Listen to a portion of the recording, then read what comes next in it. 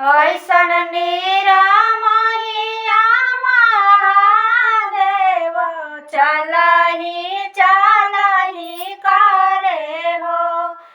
ऐसन निरामहिया महादेव चलहि चलहि करे हो। तनिए से शिवाजी रखी जैती आमा बेटवा कई लेती हो। तनिए से शिवाजी रुकी जैती आमा बेटवा कई लेती हो।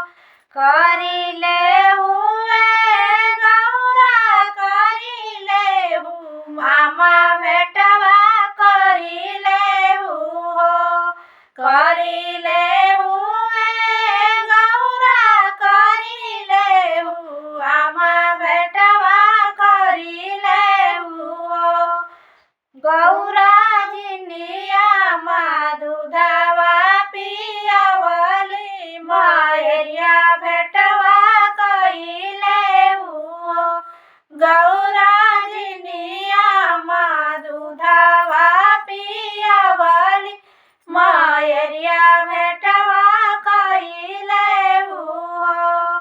ऐसन महादेव निरामहिया त चलहि चलहि करे हो। ऐसन निरामहिया महादेव चलहि चलहि करे हो। तनिए से शिवाजी रुकी जैती चाची बेटवा कई लेती हो। तनिए से शिवाजी रुकी जैती चाची बेटवा कई लेती हो। कइले हुए गौरा कइले हु चाची बेटवा कइले हु हो। गौरा जिनी चाची पोसली से पलली चाची से बेटवा कइले हु हो।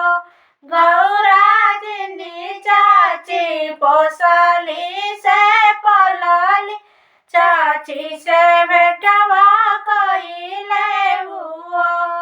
ऐसन निरामहिया महादेव चलहि चलहि करे हो। तनिए से शिवाजी रुकी जैती भाभी बेटवा कई लेती हो।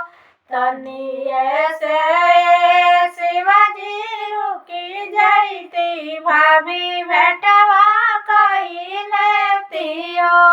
जनी कराए गौरा जनी कर भाभी बेटवा जनी कर हो। जनी कराए गौरा जनी कर जनी कराए गौरा जनी कर भाभी बेटवा जनी कर हो।